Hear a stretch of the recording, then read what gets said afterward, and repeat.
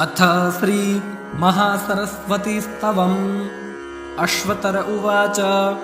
जगद्धात्रीमहं देवी मारिरादयिषु शुभां स्तोष्ये प्रणम्य शीर्षा ब्रह्मयोनिं सरस्वतीं सदसद्देवि सत्किञ्चिन्मोक्षवर्चार्थवत्पदं तत्सर्वं त्वय्य संयोगं योगवद्देवि संस्थितम्। त्वमक्षरं परं देवी यत्र सर्वं प्रतिष्ठितम् अक्षरं परमं देवी संस्थितं परमाणुवत्। अक्षरं परमं ब्रह्म विश्वं चैतक्षरात्मकं दारुण्यावस्थितो वह्निर्भौमाश्च परमाणवः। तथा त्वयि स्थितं ब्रह्म जगच्चेदमशेषतः ओंकाराक्षरसंस्थानं यत्तु देवी स्थिरास्थिरं तत्र मात्रात्रयं सर्वम् अस्ति यद्देवि नास्ति च। त्रयो लोकास्त्रयो वेदास्त्रैविध्यं पावकत्रयं त्रीणि ज्योतिर्षिषं वर्णास्त्रयो धर्मागमास्तथा त्रयो गुणास्त्रयः शब्दः त्रयो वेदास्तथा श्रमः त्रयः कालास्तथावस्थः पितरो हर्निषादयः। एतन्मात्रात्रयं देवी तव रूपं सरस्वती विभिन्नदर्शिनामाद्या ब्रह्मणो हि सनातनः सोमसंस्थाः विसंस्थाः पाकसंस्थाश्च सप्तयः तास्त्वदुच्चारणाद्देवी क्रियन्ते ब्रह्मवादिभिः अनिर्देश्यं तथा चान्यद् अर्धमात्रान्वितं परम् अविकार्यक्षयं दिव्यं परिणामविवर्जितं तवैतत्परमं रूपं यन्न शक्यं मयोदितं न चास्तेन च तज्जिह्वा ताम्रोष्ठादिभिरुच्यते।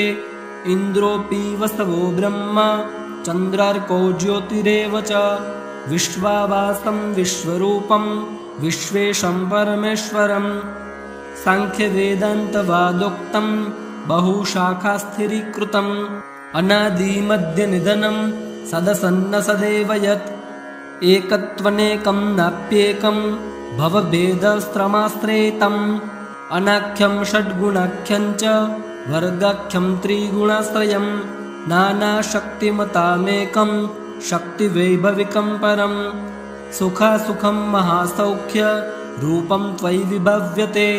एवं देवी त्वया व्याप्तं सकलं निष्कलं च यत् अद्वैतावस्थितं ब्रह्म यच्च द्वैते व्यवस्थितम् येऽर्था नित्या ये विनश्यन्ति चान्ये ये वा स्थूला ये च सूक्ष्मातिसूक्ष्मः ये वा भूमौ येऽन्तरिक्षन्यतो वा तेषां त्वत्त एवोपलब्धेः यच्च मूर्तं समस्तं यद्वा भूतेष्वेकमेकं च किञ्चित् यद्दिव्यस्तीक्ष्मातलेख्यन्यतो वा त्वत्सम्बद्धं त्वत्स्वरैर्व्यञ्जनैश्च।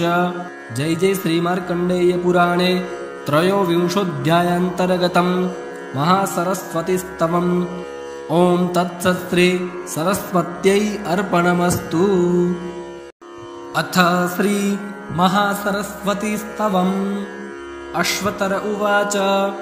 जगद्धात्रीमहं देवी मारिरादयिषु शुभां स्तोष्ये प्रणम्य शीर्षा ब्रह्मयोनिं सरस्वतीं सदसद्देवि सत्किञ्चिन्मोक्षवर्चार्थवत्पदं तत्सर्वं त्वय्य संयोगं योगवद्देवि संस्थितम्।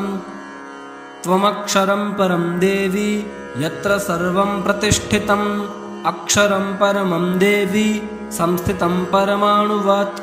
अक्षरं परमं ब्रह्म विश्वं चैतक्षरात्मकं दारुण्यावस्थितो वह्निर्भौमाश्च परमाणवः।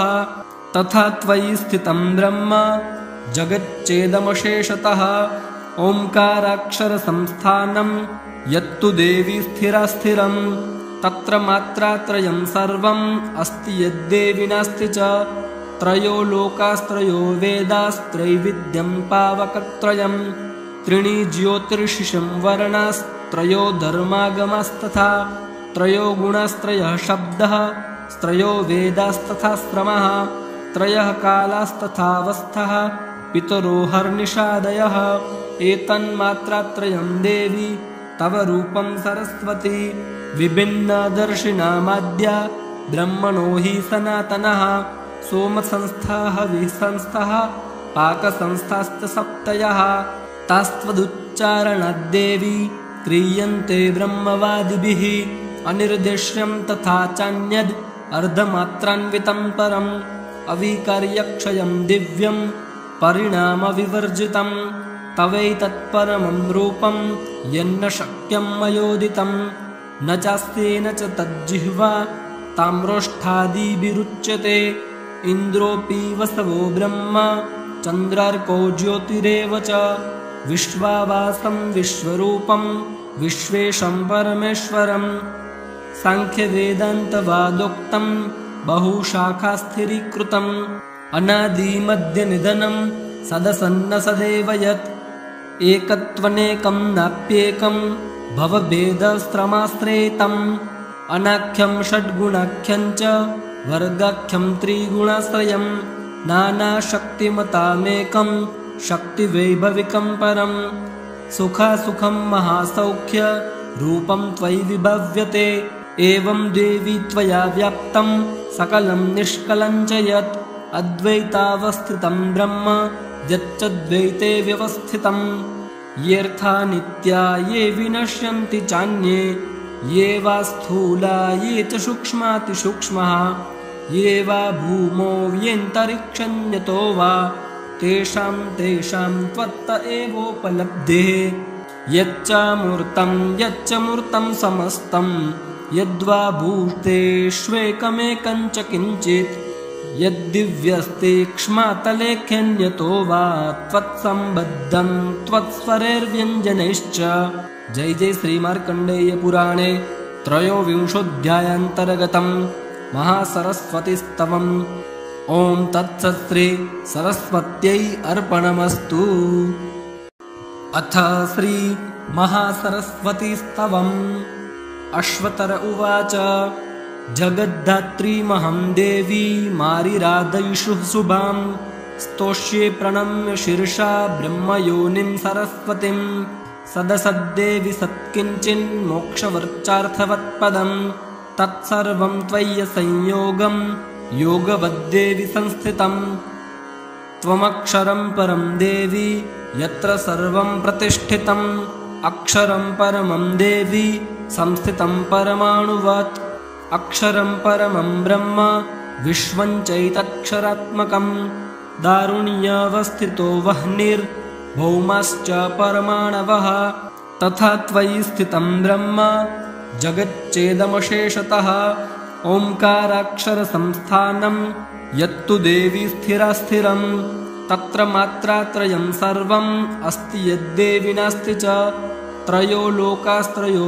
वेदास्त्रैविध्यं पावकत्रयं त्रीणि ज्योतिर्षिषं वर्णास्त्रयो धर्मागमास्तथा त्रयो गुणास्त्रयः शब्दः त्रयो वेदास्तथा श्रमः त्रयः कालास्तथावस्थः पितरो हर्निषादयः एतन्मात्रात्रयं देवी तव रूपं सरस्वती विभिन्नदर्शिनामाद्या ब्रह्मणो हि सनातनः सोमसंस्थाः विसंस्थः पाकसंस्थाश्च सप्तयः तास्त्वदुच्चारणाद्देवी क्रियन्ते ब्रह्मवादिभिः अनिर्देश्यं तथा चान्यद् अर्धमात्रान्वितं परम् अविकार्यक्षयं दिव्यं परिणामविवर्जितं तवैतत्परमं रूपं यन्न शक्यं मयोदितं न चास्तेन च तज्जिह्वा ताम्रोष्ठादिभिरुच्यते इन्द्रोऽपि वसवो ब्रह्म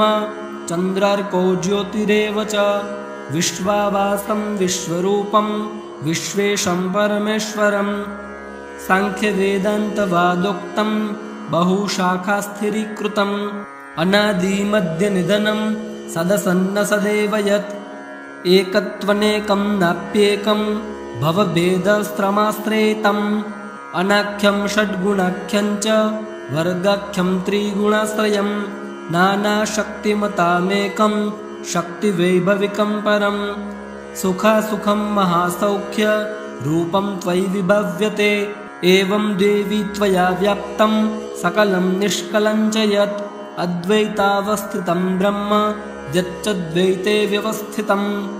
येऽर्था नित्या ये विनश्यन्ति चान्ये ये वा स्थूला ये च सूक्ष्मातिसूक्ष्मः ये वा भूमौ येऽन्तरिक्षन्यतो वा तेषां त्वत्त एवोपलब्धेः।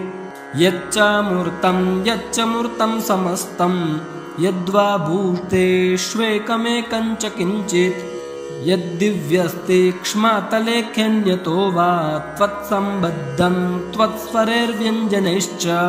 जय जय श्रीमार्कण्डेय पुराणे त्रयोविंशोऽध्यायान्तर्गतं महासरस्वतीस्तवम्। ॐ तत्सत् श्री सरस्वत्यै अर्पणमस्तु। अथ श्री महासरस्वतीस्तवम्।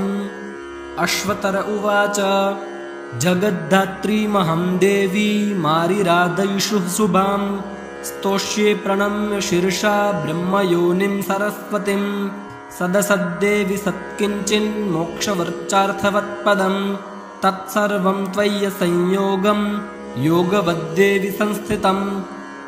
त्वमक्षरं परं देवी यत्र सर्वं प्रतिष्ठितम् अक्षरं परमं देवी संस्थितं परमाणुवत्। अक्षरं परमं ब्रह्म विश्वं चैतक्षरात्मकं दारुण्यावस्थितो वह्निर्भौमाश्च परमाणवः। तथा त्वयि स्थितं ब्रह्म जगच्चेदमशेषतः ओंकाराक्षरसंस्थानं यत्तु देवी स्थिरास्थिरं तत्र मात्रात्रयं सर्वम् अस्ति यद्देवि नास्ति च। त्रयो लोकास्त्रयो वेदास्त्रैविध्यं पावकत्रयं त्रीणि ज्योतिर्षिषं वर्णास्त्रयो धर्मागमास्तथा त्रयो गुणास्त्रयः शब्दः त्रयो वेदास्तथा श्रमः त्रयः कालास्तथावस्थः पितरो हर्निषादयः। एतन्मात्रात्रयं देवी तव रूपं सरस्वती विभिन्नदर्शिनामाद्या ब्रह्मणो हि सनातनः। सोमसंस्थाः विसंस्थाः पाकसंस्थाश्च सप्तयः तास्त्वदुच्चारणाद्देवी क्रियन्ते ब्रह्मवादिभिः अनिर्देश्यं तथा चान्यद् अर्धमात्रान्वितं परम् अविकार्यक्षयं दिव्यं परिणामविवर्जितं तवैतत्परमं रूपं यन्न शक्यं मयोदितं न चास्तेन च तज्जिह्वा ताम्रोष्ठादिभिरुच्यते। इन्द्रोऽपि वसवो ब्रह्म चन्द्रार्कौ ज्योतिरेव च विश्वावासं विश्वरूपं विश्वेशं परमेश्वरं। सांख्यवेदान्तवादोक्तं बहुशाखास्थिरीकृतम् अनादिमध्यनिधनं सदसन्न सदैव यत् एकत्वनेकं नाप्येकं भवभेदस्त्रमाश्रयितम् अनाख्यं षड्गुणाख्यं च वर्गाख्यं त्रिगुणाश्रयं नानाशक्तिमतामेकं शक्तिवैभविकं परं सुखासुखं महासौख्य रूपं त्वयि विभव्यते। एवं देवी त्वया व्याप्तं सकलं निष्कलं च यत् अद्वैतावस्थितं ब्रह्म यच्चद्वैते व्यवस्थितं। येऽर्था नित्या ये विनश्यन्ति चान्ये ये वा स्थूला ये च सूक्ष्मातिसूक्ष्मः ये वा भूमौ येऽन्तरिक्षन्यतो वा तेषां त्वत्त एवोपलब्धेः। यच्च मूर्तं समस्तं यद्वा भूतेष्वेकमेकं च किञ्चित् यद्दिव्यस्तीक्ष्मातलेख्यन्यतो वा त्वत्सम्बद्धं त्वत्स्वरैर्व्यञ्जनैश्च। जय जय श्रीमार्कण्डेय पुराणे त्रयोविंशोऽध्यायान्तर्गतं महासरस्वतीस्तवम्। ॐ तत्सत् श्री सरस्वत्यै अर्पणमस्तु। अथ श्री महासरस्वतीस्तवम्। अश्वतर उवाच जगद्धात्रीमहं देवी मारिरादयिषु शुभां स्तोष्ये प्रणम्य शीर्षा ब्रह्मयोनिं सरस्वतीं सदसद्देवि सत्किञ्चिन्मोक्षवर्चार्थवत्पदं तत्सर्वं त्वय्य संयोगं योगवद्देवि संस्थितं। त्वमक्षरं परं देवी यत्र सर्वं प्रतिष्ठितम् अक्षरं परमं देवी संस्थितं परमाणुवत् अक्षरं परमं ब्रह्म विश्वं चैतक्षरात्मकम् दारुण्यावस्थितो वह्निर्भौमाश्च परमाणवः तथा त्वयि स्थितं ब्रह्म जगच्चेदमशेषतः ओंकाराक्षरसंस्थानं यत्तु देवी स्थिरास्थिरं तत्र मात्रात्रयं सर्वम् अस्ति यद्देवि नास्ति च त्रयो लोकास्त्रयो वेदास्त्रैविध्यं पावकत्रयम् त्रीणि ज्योतिर्षिषं वर्णास्त्रयो धर्मागमास्तथा त्रयो गुणास्त्रयः शब्दः त्रयो वेदास्तथा श्रमः त्रयः कालास्तथावस्थः पितरो हर्निषादयः एतन्मात्रात्रयं देवी तव रूपं सरस्वती विभिन्नदर्शिनामाद्या ब्रह्मणो हि सनातनः सोमसंस्थाः विसंस्थः पाकसंस्थाश्च सप्तयः तास्त्वदुच्चारणाद्देवी क्रियन्ते ब्रह्मवादिभिः अनिर्देश्यं तथा चान्यद् अर्धमात्रान्वितं परम् अविकार्यक्षयं दिव्यं परिणामविवर्जितं तवैतत्परमं रूपं यन्न शक्यं मयोदितं न चास्तेन च तज्जिह्वा ताम्रोष्ठादिभिरुच्यते इन्द्रोऽपि वसवो ब्रह्म चन्द्रार्कौ ज्योतिरेव च विश्वावासं विश्वरूपं विश्वेशं परमेश्वरं सांख्यवेदान्तवादोक्तं बहुशाखास्थिरीकृतम् अनादिमध्यनिधनं सदसन्न सदैव यत् एकत्वनेकं नाप्येकं भवभेदस्त्रमाश्रयितम् अनाख्यं षड्गुणाख्यं च वर्गाख्यं त्रिगुणाश्रयं नानाशक्तिमतामेकं शक्तिवैभविकं परम् सुखासुखं महासौख्य रूपं त्वयि विभव्यते एवं देवी त्वया व्याप्तं सकलं निष्कलं च यत् अद्वैतावस्थितं ब्रह्म यच्चद्वैते व्यवस्थितं येऽर्था नित्या ये विनश्यन्ति चान्ये ये वा स्थूला ये च सूक्ष्मातिसूक्ष्मः ये वा भूमौ येऽन्तरिक्षन्यतो वा तेषां त्वत्त एवोपलब्धेः यच्च मूर्तं समस्तं यद्वा भूतेष्वेकमेकं च किञ्चित् यद्दिव्यस्तीक्ष्मातलेख्यन्यतो वा त्वत्सम्बद्धं त्वत्स्वरैर्व्यञ्जनैश्च। जय जय श्रीमार्कण्डेय पुराणे त्रयोविंशोऽध्यायान्तर्गतं महासरस्वतीस्तवम्। ओं तत्सत् श्री सरस्वत्यै अर्पणमस्तु। अथ श्री महासरस्वतीस्तवम्।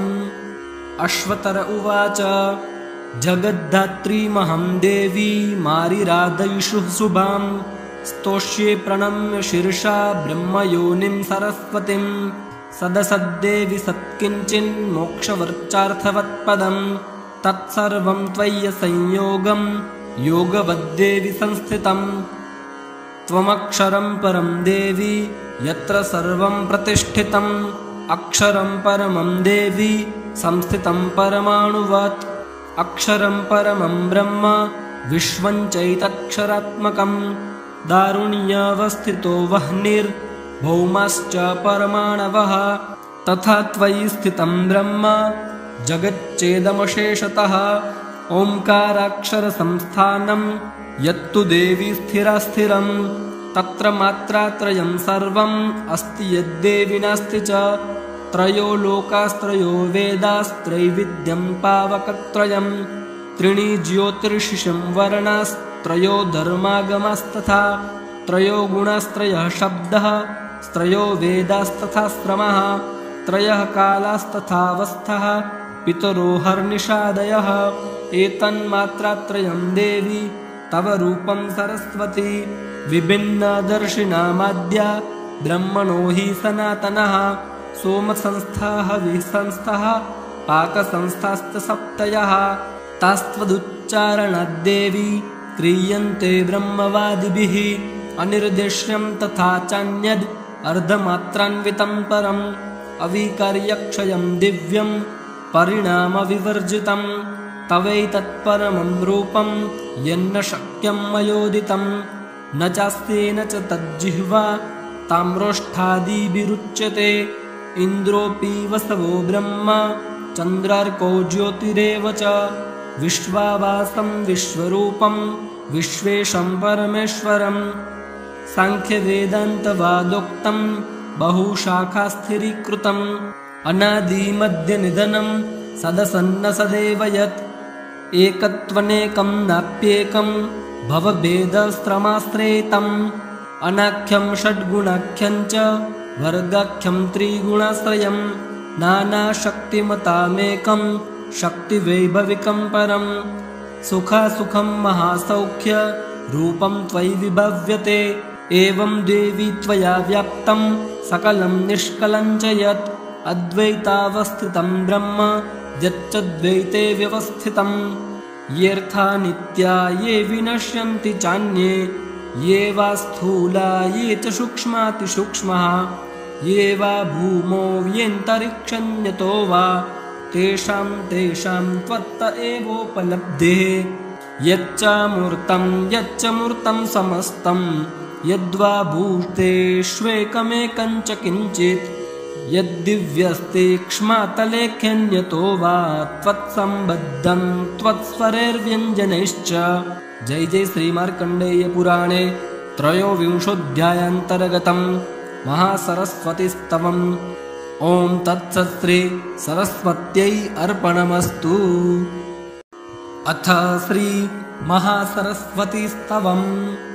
अश्वतर उवाच जगद्धात्रीमहं देवी मारिराधयिषु शुभां स्तोष्ये प्रणम्य शीर्षा ब्रह्मयोनिं सरस्वतीं सदसद्देवि सत्किञ्चिन्मोक्षवर्चार्थवत्पदं तत्सर्वं त्वय्य संयोगं योगवद्देवि संस्थितं त्वमक्षरं परं देवी यत्र सर्वं प्रतिष्ठितम् अक्षरं परमं देवी संस्थितं परमाणुवत् अक्षरं परमं ब्रह्म विश्वं चैतक्षरात्मकं दारुण्यावस्थितो वह्निर्भौमाश्च परमाणवः तथा त्वयि स्थितं ब्रह्म जगच्चेदमशेषतः ओंकाराक्षरसंस्थानं यत्तु देवी स्थिरास्थिरं तत्र मात्रात्रयं सर्वम् अस्ति यद्देवि नास्ति च त्रयो लोकास्त्रयो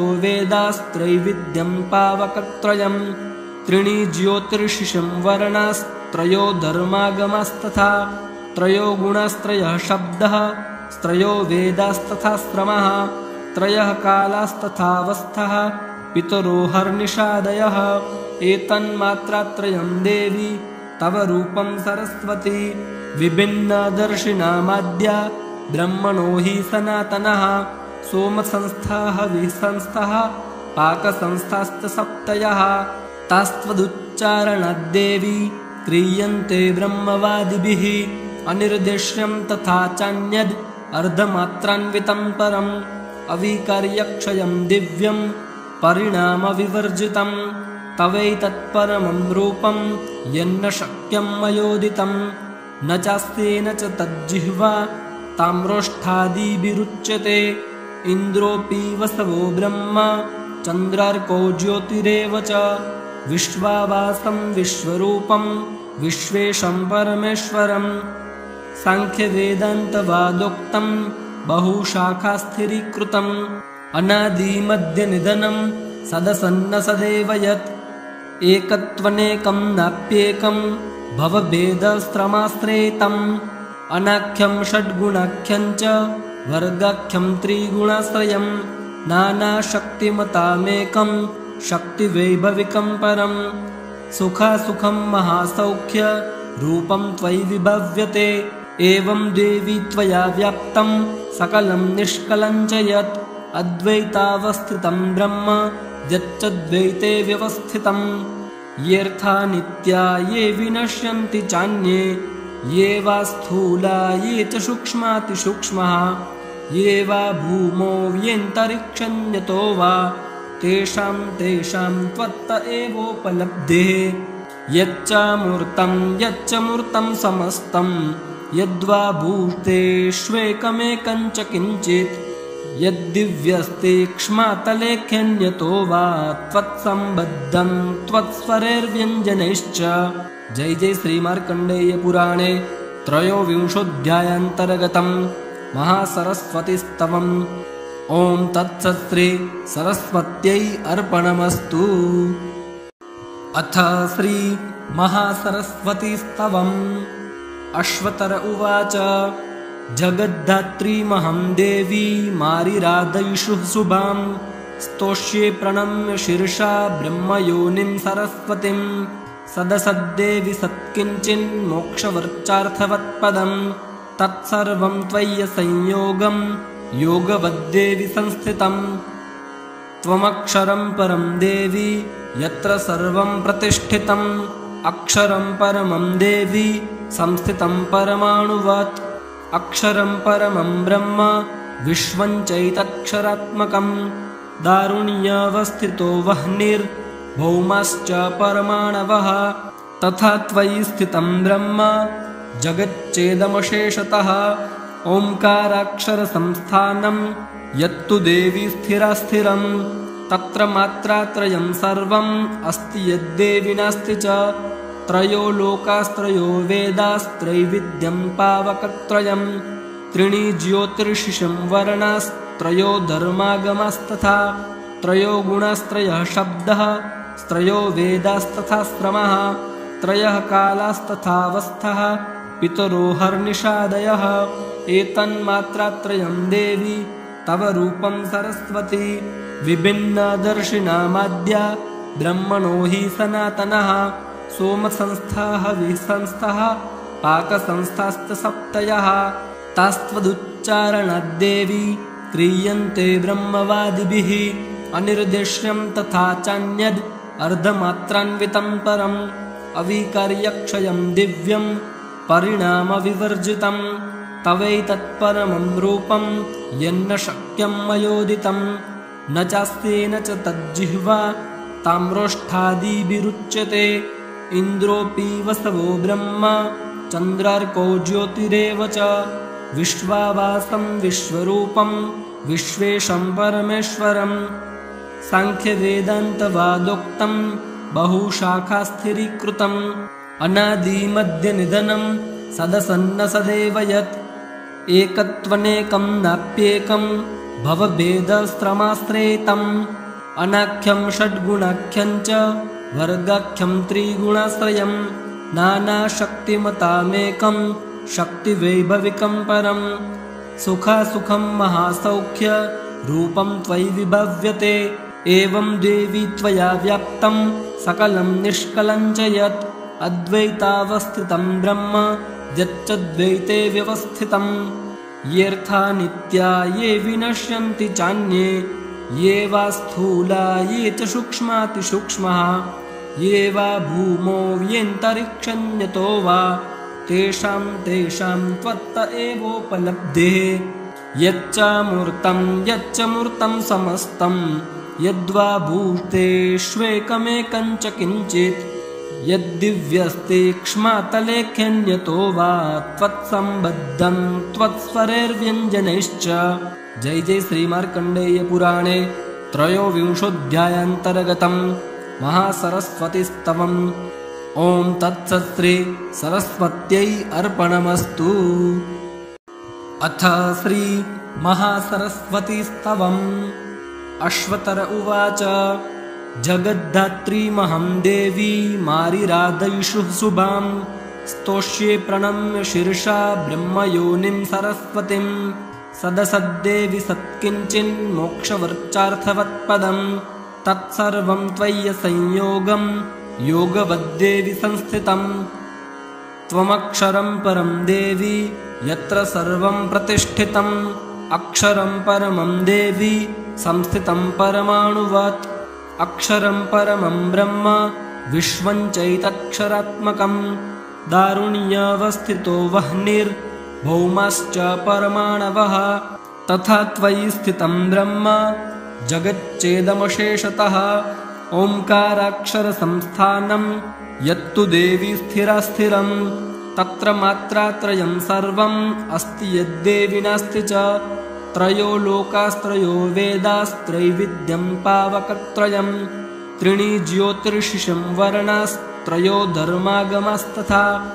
त्रयो गुणास्त्रयः शब्दः स्त्रयो वेदास्तथा श्रमः।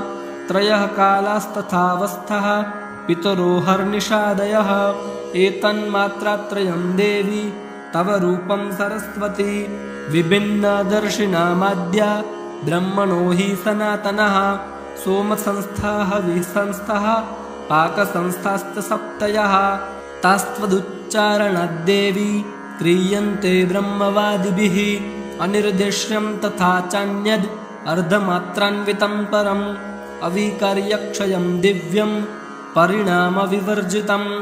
तवैतत्परमं रूपं यन्न शक्यं मयोदितं। न चास्तेन च तज्जिह्वा ताम्रोष्ठादिभिरुच्यते। इन्द्रोऽपि वसवो ब्रह्म चन्द्रार्कौ ज्योतिरेव च। विश्वावासं विश्वरूपं विश्वेशं परमेश्वरम्। साङ्ख्यवेदान्तवादोक्तं बहुशाखास्थिरीकृतम्। अनादिमध्यनिधनं सदसन्न सदैव यत्। एकत्वनेकं नाप्येकं भवभेदस्त्रमाश्रयितम्। अनाख्यं षड्गुणाख्यं च वर्गाख्यं त्रिगुणाश्रयं। नानाशक्तिमतामेकं शक्तिवैभविकं परम्। सुखासुखं महासौख्य रूपं त्वयि विभव्यते। एवं देवी त्वया व्याप्तं सकलं निष्कलं च यत्। अद्वैतावस्थितं ब्रह्म यच्च द्वैते व्यवस्थितम्। येऽर्था नित्या ये विनश्यन्ति चान्ये ये वा स्थूला ये च सूक्ष्मातिसूक्ष्मः। ये वा भूमौ येऽन्तरिक्षन्यतो वा तेषां त्वत्त एवोपलब्धेः। यच्च मूर्तं समस्तं यद्वा भूतेष्वेकमेकं च किञ्चित्। यद्दिव्यस्तीक्ष्मातलेख्यन्यतो वा त्वत्सम्बद्धं त्वत्स्वरैर्व्यञ्जनैश्च। जय जय श्रीमार्कण्डेय पुराणे त्रयोविंशोऽध्यायान्तर्गतं महासरस्वतीस्तवम्। ॐ तत्सत् श्री सरस्वत्यै अर्पणमस्तु। अथ श्री महासरस्वतीस्तवम्। अश्वतर उवाच जगद्धात्रीमहं देवी मारिराधयिषु शुभां। स्तोष्ये प्रणम्य शीर्षा ब्रह्मयोनिं सरस्वतीं। सदसद्देवि सत्किञ्चिन्मोक्षवर्चार्थवत्पदं।